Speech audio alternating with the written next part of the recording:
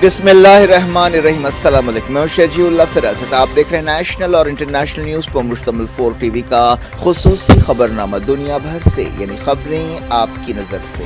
سب سے پہلے head lines.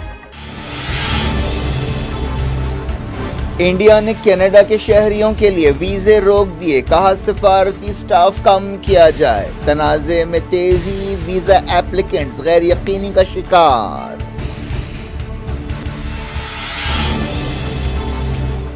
Canada کے الزامات تعصب کا نتیجہ ہے، دہشت گردی اور اینٹی انڈیا سرگرمیوں کے خلاف کارروائی کی امید کرتے ہیں، وزارت خارجہ کا بیان۔ ہردیپ سنگھ نجر کے قتل پر سفارتی تناؤ کے درمیان کینیڈا میں ایک اور خالصتانی لیڈر کو گولی مار دی گئی، پنجاب میں پولیس کا کریک ڈاؤن۔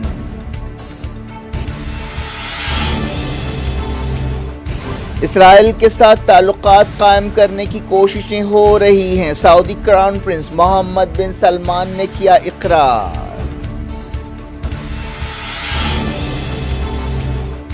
ایران نیوکلیئر ہتھیار بنائے گا تو ہم بھی بنائیں گے، محمد بن سلمان کا اعلان۔ اسرائیل سے تعلقات کے بدلے نیوکلیئر پروگرام میں امریکہ سے مدد مانگی۔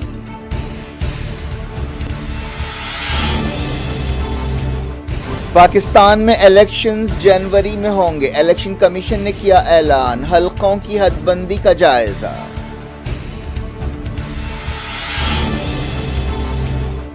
بشار الاسد بیجنگ پہنچے، ژی جن پنگ سے ملاقات، دوبارہ تعمیر کی کوششوں میں چائنا سے مدد مانگی۔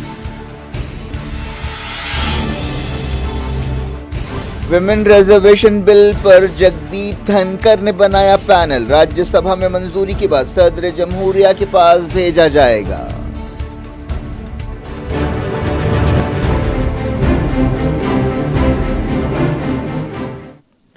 ہیڈ لائنز آپ نے دیکھی، اب خبروں کی تفصیل کی طرف آپ کو لیے چلتے ہیں۔ سب سے پہلے بات انڈیا کینیڈا تناؤ کی۔ انڈیا اور کینیڈا کے بیچ تعلقات میں تلخیوں کا اثر اب عام لوگوں پر پڑنے لگا ہے۔ انڈیا نے کینیڈین شہریوں کے لیے ویزا کو روک دیا ہے اور کہا ہے کہ کینیڈا کے سفارتکاروں کو کم کرنا چاہیے۔ یہ معاملات اس وقت بگڑے تھے جب کینیڈا کے وزیر اعظم جسٹن ٹراڈو نے حال ہی میں ایک خالصتانی لیڈر ہردیپ سنگھ نجر کے قتل میں انڈیا کا ہاتھ ہونے کا سنسنی خیز الزام لگایا تھا۔ اس کے بعد دونوں ملکوں نے ایک دوسرے کے خلاف کئی قدم اٹھائے ہیں۔ اس تناؤ بھرے ماحول میں انڈیا نے کینیڈا سے کہا کہ وہ ملک میں اپنے سفارتی سٹاف کو کم کرے۔ اس کے لیے یہ عذر پیش کیا گیا کہ کینیڈا کے سفارتکار انڈیا کے معاملات میں دخل اندازی کر رہے ہیں۔ کینیڈا میں سیکیورٹی وجوہات کی بنا پر ویزا سروس روکنے کا بھی اعلان کیا گیا۔ اس طرح دونوں ملکوں کے درمیان تعلقات میں ڈرامائی تناؤ پیدا ہوا ہے۔ وزارت خارجہ کے ترجمان ارندم باگچی نے دہلی میں کہا کہ انڈیا میں کینیڈا کی سفارتی موجودگی کینیڈا میں انڈیا کی موجودگی سے کافی زیادہ ہے، اسی لیے اس کا سائز گھٹانا چاہیے۔ باگچی نے کہا کہ اس معاملے میں برابری ہونی چاہیے۔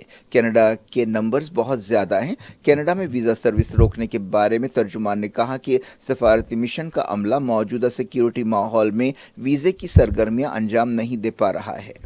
If there is any country, if you're talking about reputational issues and reputational damage, if there's any country that needs to look at this, I think it is Canada and its growing reputation as a place, as a safe haven for terrorists, for extremists and for organized crime. And I think that's a country that needs to worry about its international reputation.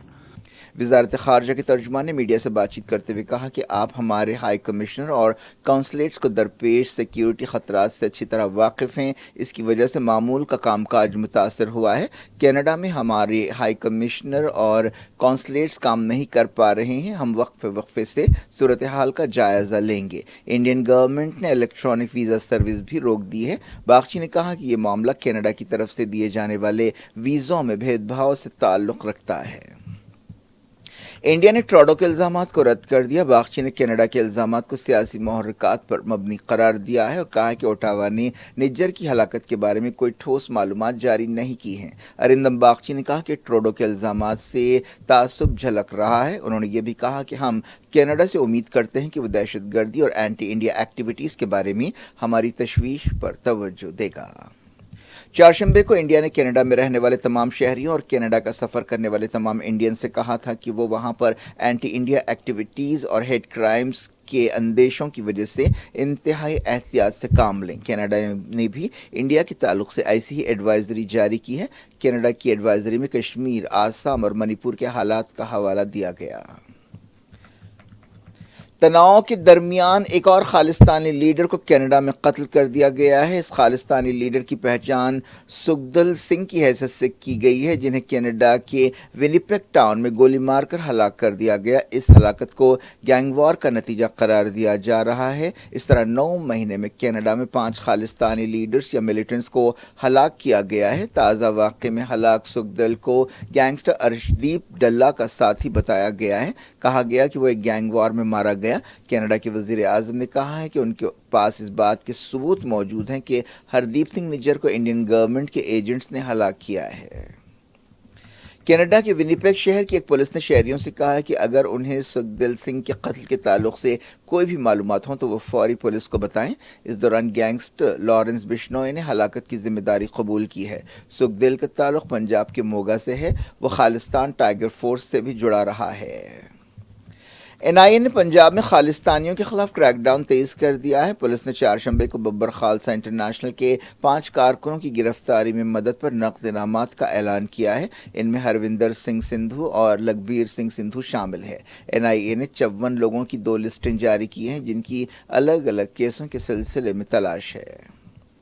Canada کے سکھوں میں خالستان ایک مقبول مطالبہ ہے۔ خالستان تحریک اس movement کو کہتے ہیں جو انڈیا کے پنجاب اور دوسرے مقامات کو ملا کر ایک الگ سکھ ریاست بنانے کے لیے چلائی گئی تھی۔ 1980 کے دہے میں یہ تحریک اپنی انتہا کو پہنچی تھی۔ حالیہ عرصے میں اس مطالبے میں تیزی آئی ہے۔ اس مسئلے پر کینیڈا اور بعض دوسرے مقامات پر ریفرینڈم بھی کرائے گئے۔ خالستان کے مسئلے پر اس سے پہلے بھی انڈیا کینیڈا تعلقات میں کھٹاس پیدا ہوئی تھی۔ انڈیا کینیڈا سے مطالبہ کرتا رہا ہے کہ وہ خالستانی ایلیمنٹس کے خلاف سخت کارروائی کرے اور انہیں روکے۔ دوسری طرف کینیڈا کی حکومت کا کہنا ہے کہ وہ اظہار خیال کی آزادی کی حامی ہے۔ کینیڈا میں سکھ کافی اثر رکھتے ہیں۔ کینیڈا کی سیاست اور معیشت پر ان کا اچھا خاصا اثر ہے۔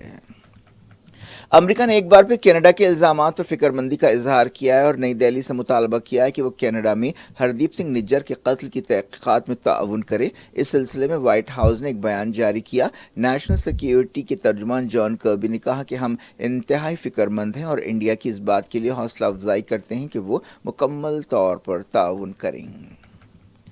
اس دوران اوٹاوا نے انڈیا کی اس ایڈوائزری کو رد کر دیا کہ کینیڈا سفر کے لیے محفوظ نہیں ہے۔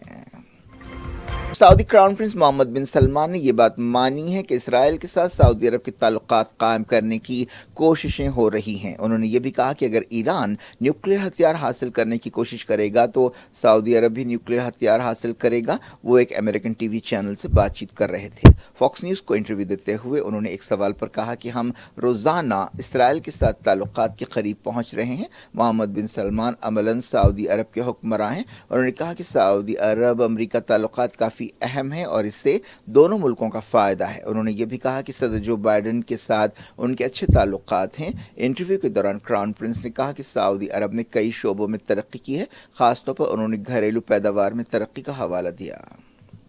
محمد بن سلمان نے اوپیک کی طرف سے تیل کی پیداوار میں کمی اور یوکرین جنگ میں رشیا کی مدد کو جوڑنے والی باتوں کے تعلق سے قیاس آرائیوں کو رد کر دیا۔ انہوں نے 9/11 حملوں میں سعودی عرب کے شامل ہونے کے دعووں کو بھی خارج کر دیا۔ ان سے اس بارے میں پوچھا گیا تھا کہ 9/11 حملوں میں حصہ لینے والے 15 لوگ سعودی شہری تھے۔ انہوں نے کہا کہ القاعدہ لیڈر اسامہ بن لادن نے اس کی منصوبہ بندی کی تھی۔ انہوں نے 1990 کے دہے میں سعودی عرب کے خلاف بھی حملے کیے تھے۔ وہ دونوں ملکوں یعنی امریکہ اور سعودی عرب کے دشمن تھے۔ اسرائیل نے کہا کہ سعودی عرب کے ساتھ تعلقات 2024 کے شروع تک نارمل ہو جائیں گے۔ امریکہ لمبے عرصے سے اس بات کی کوشش کر رہا ہے کہ سعودی عرب اور اسرائیل کے درمیان تعلقات قائم ہوں۔ محمد بن سلمان کے انٹرویو کے پس منظر میں اسرائیلی وزیر خارجہ ایلی کہن نے کہا کہ تعلقات بحال کرنے کی طرف پیش قدمی ہوئی ہے۔ امریکی صدر جو بائیڈن نے امید ظاہر کی ہے کہ سعودی اسرائیل تعلقات جلد حقیقت بن جائیں گے۔ امریکی حکومت کے ایک عہدیدار نے کہا کہ بائیڈن اسرائیل سعودی تعلقات کے لیے کافی کوششیں کر رہے ہیں۔ Assistant secretary state Barbara Leaf نے کہا کہ ہم مانتے ہیں کہ یہ راستہ بہت لمبا ہے۔ انہوں نے اس امکان کو رد کر دیا کہ جلد ہی ایران نیوکلیئر ڈیل پر دستخط ہوں گے۔ معلوم ہوا کہ سعودی عرب نے اسرائیل کے ساتھ تعلقات قائم کرنے کے لیے بعض شرطیں رکھی ہیں. ان میں یہ شرط بھی شامل ہے کہ وہ سعودی عرب کے سول نیوکلیئر پروگرام میں مدد کرے گا اور امریکی ہتھیاروں کی خریدی پر پابندیاں کم کی جائیں گی. ڈونلڈ ٹرمپ کے دور میں سعودی عرب کے بعض اتحادیوں نے ابراہم ایکارڈ کے تحت اسرائیل کے ساتھ تعلقات قائم کیے تھے، جن میں UAE، بحرین اور سوڈان اور موراکو شامل ہے. حال ہی میں سعودی عرب کی میزبانی میں یونائیٹڈ نیشنز میں ایک میٹنگ ہوئی جس میں اسرائیل فلسطین مسئلے کو حل کرنے پر زور دیا گیا.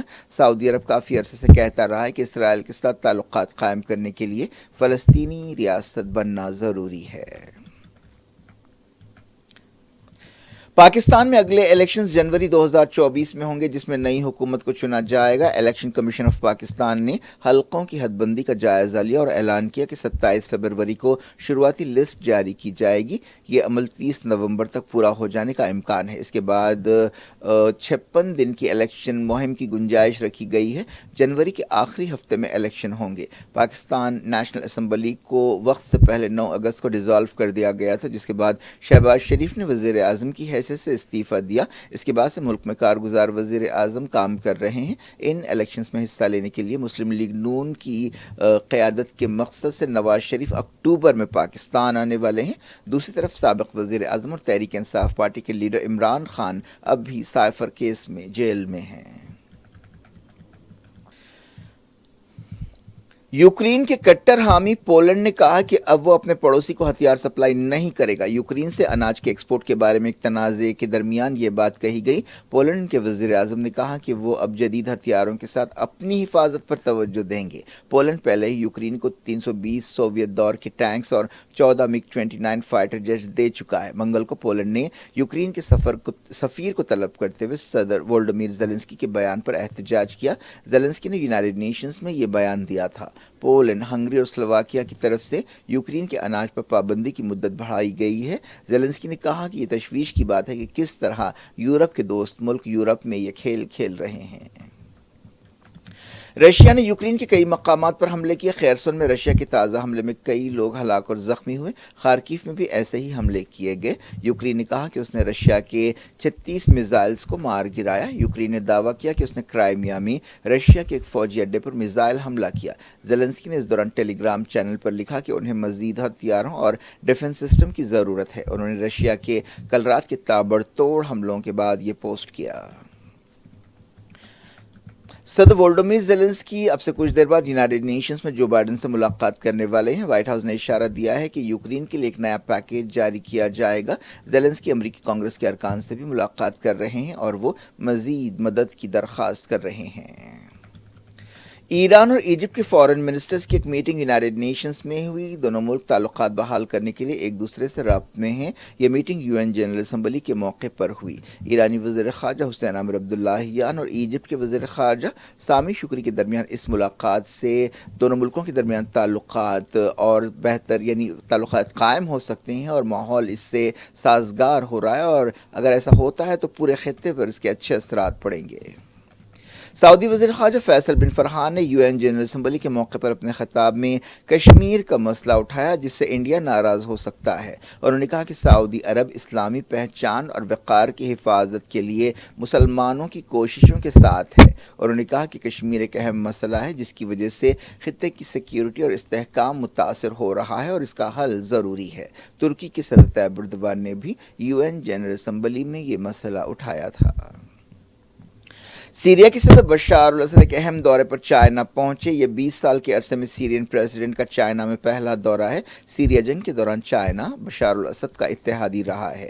بشار الاسد سیریا کی دوبارہ تعمیر کے لیے چائنا کی مدد مانگ رہے ہیں. وہ چائنا کے صدر زی جن پنگ سے ملاقات کر رہے ہیں. یہ دورہ ایک ایسے وقت ہو رہا ہے جب چائنا مڈل ایسٹ میں اپنا اثر و رسوخ بڑھا رہا ہے. حال ہی میں اس نے سعودی عرب اور ایران کے درمیان صلح کراتے ہوئے دنیا کو حیران کر دیا تھا. حال ہی میں سیریا چائنا کی بیلٹ اینڈ روڈ انیشیٹو میں بھی شامل ہوا. राज्य सभा चेयरपर्सन जगदीप धनकर ने विमेन रिजर्वेशन बिल के सिलसिले में एक पैनल बनाया है जिसमें तमाम औरतें हैं। यह कदम एक ऐसे वक्त उठाया गया जब राज्यसभा में विमेन रिजर्वेशन बिल पेश किया गया, जिस पर बहस हुई। राज्यसभा में मंजूरी के बाद इस बिल को सदर जमहूरिया के पास भेजा जाएगा और सदर जमहूरिया की दस्तखत के बाद यह बिल कानून बन जाएगा, लेकिन इस पर जल्द अमल नहीं होगा, बल्कि ऐसा इम्कान है कि इस पर 2029 के इलेक्शंस में ही अमल हो सकेगा, क्योंकि इसके लिए शर्त रखी गई है कि सेंसस हो और फिर डीलिमिटेशन हो, और ये काम जल्द होने वाला नहीं है। एक दिन पहले वज़ीर दाखिला अमित शाह ने लोकसभा में कहा था कि 2024 के इलेक्शंस के फौरी बाद सेंसस होगा और फिर डीलिमिटेशन होगा, इसके बाद इस पर अमल किया जाएगा। नारी शक्ति वंदन अधिनियम लोकसभा में एक दिन पहले मंजूर हुआ था। इस पैनल में पीटी उषा, जया बच्चन, सरोज पांडे, डोला सेन, सुलाका देव और फौजिया खान शामिल है। क्या कुछ हो रहा है आपकी दुनिया में, आखिर में हेडलाइंस दुनिया भर से एक बार फिर देखते हैं। इंडिया ने कनाडा के शहरियों के लिए वीजे रोक दिए, कहा सफारती स्टाफ कम किया जाए। तनाज़े में तेजी, वीजा एप्लीकेंट्स गैर यकीनी का शिकार।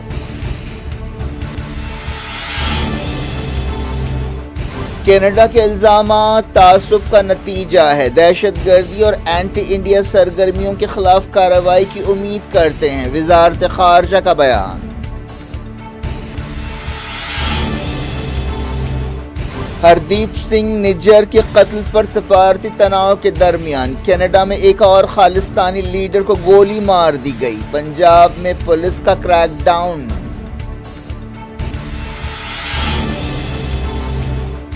इसराइल के साथ ताल्लुकात कायम करने की कोशिशें हो रही हैं, सऊदी क्राउन प्रिंस मोहम्मद बिन सलमान ने किया इकरार।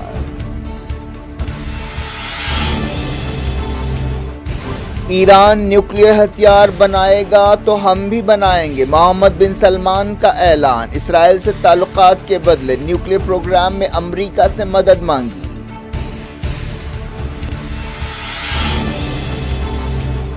पाकिस्तान में इलेक्शंस जनवरी में होंगे, इलेक्शन कमीशन ने किया ऐलान। हलकों की हदबंदी का जायजा।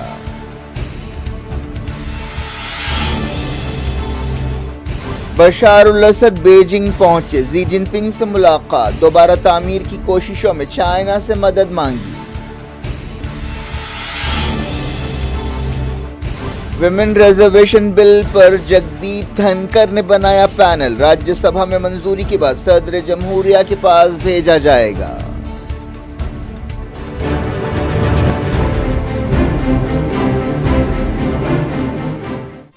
ये थी आज की खबरें। शेड्यूल अफरासत को दें इजाजत और अपना बेहद ख्याल रखें। अल्लाह हाफ़िज़।